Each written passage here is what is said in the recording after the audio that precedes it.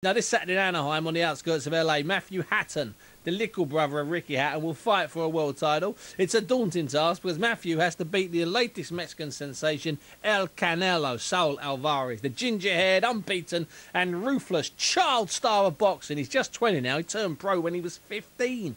Now, it's for the vacant WBC light middleweight title. You might have heard Amir mention it earlier. I spoke to Matthew a bit earlier, and I started by asking him if he had actually come face-to-face with the ginger Alvarez kid. I've not, no, I've not seen him yet. The press conference is in a couple of hours, so I'm looking forward to that. It's always nice to see your opponent in the flesh, so to speak. But as far as LA goes, it's been great. Everything's gone to plan. It's when you're in a fight like this, Matthew, away from home, with a lot of attention on the opponent, that you realise how much you benefited from fighting alongside your brother on those big nights, isn't it? Oh, absolutely, Steve. I've been very fortunate to box on some big bills in some great venues on the big occasion. And as I've said all along, I'm very grateful for that. I've been very lucky, and that will stand me in good stead for this fight. The occasion, the opponent, it doesn't faze me one bit. And that's the best thing about it. Now, Matt, there's been a bit of discussion here about the weight. Ricky's, come up with a couple of lines on the weight. Can you clear it up for us? Is this at 150, 154? What's the situation now? Yeah, no, the fight's definitely at 150. It's been 150 all along. That was the reason that I accepted the fight. We've not heard anything, otherwise. So, yeah, as far as I'm concerned, the fight's at 150, and if he's over that, he'll have to take weight off. So he's going to take weight off, not do that thing where he pays money, which is one of those favourite Floyd Mayweather tricks. You're going to make him get down to pounds. Yeah, that's the plan. If he's not, like I've said all along, it's been agreed 10 stone 10 all the way down the line. Golden Boy are the biggest and best promoters out there, and they've assured me that he'll be 10 stone 10. So they've never given me any reason to doubt the word in the past. So yeah, I'm confident he'll be 10-10 like me.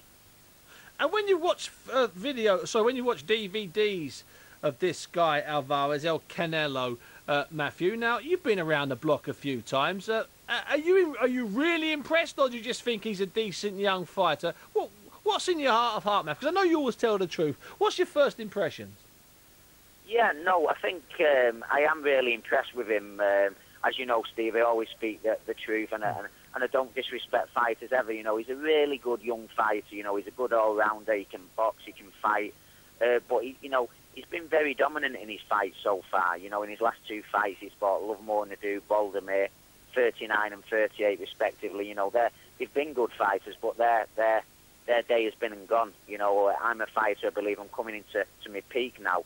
And, some people might see it not this way, but I genuinely think at this stage in his career and my career, I believe I'm more than a match for him.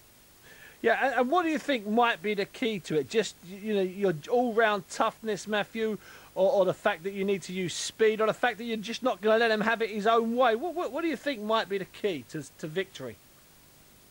Yeah, preparation for this fight has gone very well, and I'm on a roll at the minute. I'm improving, and when this fight was put to me, I could have taken easier options, but it was a great opportunity for me, and I was confident when the fight was first made. I'm even more confident now, and yeah, I think I've had difficult patches in my career and in fights, which has made me physically stronger and mentally stronger, and I've got to take him to a place he's not been before, and I'm confident I can do that.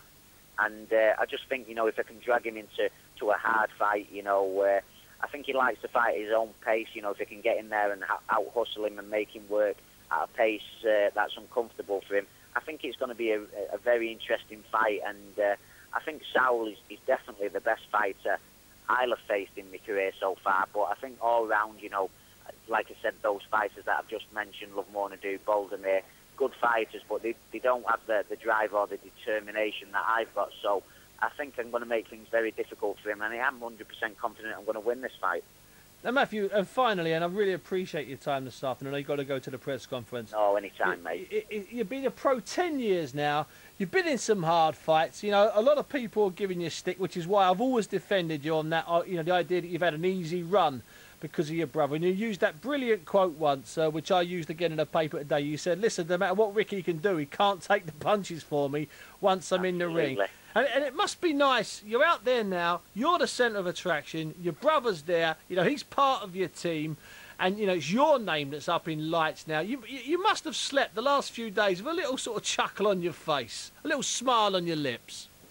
Oh, definitely. You know, like you say, I have had me you know, been in the background for the bulk of my career. But I did believe in myself and, you know, thought my day in the sun would come.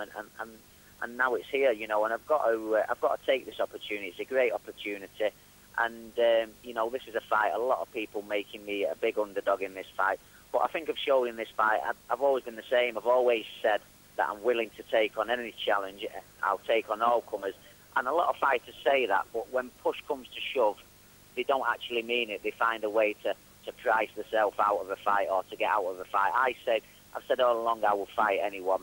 And, you know, I didn't hesitate in taking this fight. I'm going to go in there. Like you say, I'm going to enjoy my moment. I'm going to come out here, enjoy the experience, go in there and give it the best I can, give it absolutely everything. And I really do genuinely believe that'll be enough. Listen, Matthew, the best of luck tomorrow, Saturday night when that first bell rings, and have a great time afterwards, and we'll speak to you very soon. Matthew Hatton, thanks so much. Matthew Hatton. No problem, Steve. Thanks. Matthew Hatton there talking to me a bit earlier on, just before he went to the press conference. I spoke to Steve Lillis from the News of the World. He said, Bunty, he said, Steve, I can't believe how relaxed he is. And I said, well, you shouldn't be surprised because he's been on all of those massive, massive undercards. Joe Lewis sent me an email and he says, Matthew Hatton, can you ask him if he looks on any of the boxing forums, what he thinks about the things that people say about him? Well, he doesn't look anymore, and people have been incredibly harsh to him, but if you look at two of Matthew's last 3 fights and this fight, he's been a big underdog and he's come through 2 of those already, and if he comes through this, surely no one can question what he's done, and he's done it on his own. Sure, his brother's looked after him, he's still got to get in the ring and fight. I'm a massive fan of the kid, I really am.